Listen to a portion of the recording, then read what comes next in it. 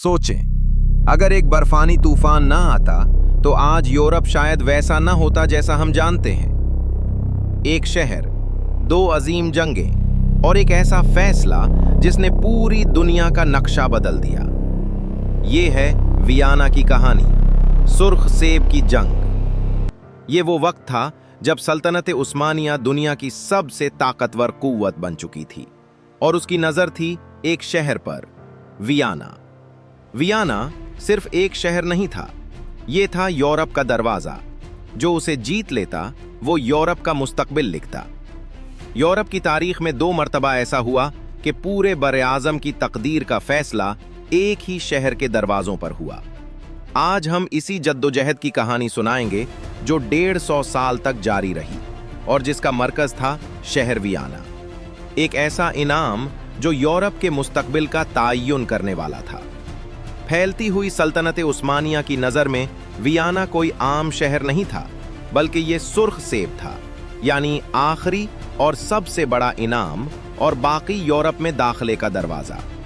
आइए पहली कोशिश से आगाज़ करते हैं, जिसकी क़यादत तारीख़ के एक निहायत मशहूर हुक्मरान सुल्तान सुलेमान आज़म कर रहे थे। सुलेमान ने तकरीबन 1,25,000 सिपाहियों पर मुश्तमिल एक अजीम फ़ौज जमा की।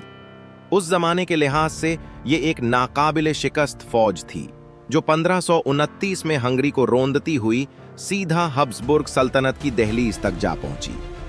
लेकिन सुलेमान का सबसे बड़ा दुश्मन शहर के मुहाफिज नहीं थे, बल्कि असल दुश्मन खुद कुदरत थी। ऐसी तूफानी बारिशें हुईं कि सड़कें कीचड़ के दरिया बन गईं। फौज को अपनी भारी तोपें पीछे छोड़नी पड़ी और बीमारी और थकन ने मुहासरा शुरू होने से पहले ही लश्कर को कमजोर कर दिया।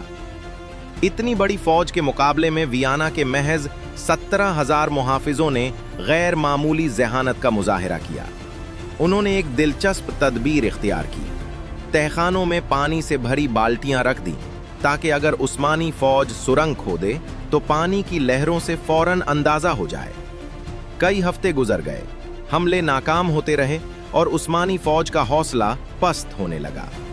इसी दौरान शहर के अंदर से सुलेमान के लिए एक तंजिया पैगाम भेजा गया, क्योंकि उन्होंने दावा किया था कि वो शहर के बड़े गिरजाघर में नाश्ता करेंगे।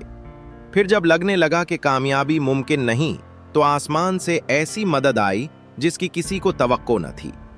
अक्टूबर में गैर मामूली और क़िब्ल अज़ वक्त शदीद बर्फबारी हुई, जिसने उस्मानी फौज के लिए वहां ठहरना नामुमकिन बना दिया। शहर के मुहाफिजों ने उसे एक मोजज़ा समझा।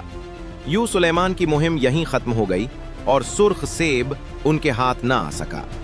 वियना बच गया, मगर सिर्फ वक्ती तौर पर। उस्मानी ताकत खत्म नहीं हुई थी, बल्कि ये तो सिर्फ आगाज था। सवाल ये था कि अगर उस्मानी दोबारा एक नए कायद और नई हिकमत अमली के साथ कोशिश करते तो क्या होता। 150 साल बाद एक ऐसी फौज वापस आई जो पहले से कहीं ज्यादा ताकतवर थी, और उस बार वियना के दरवाजे वाकई टूटने वाले थे।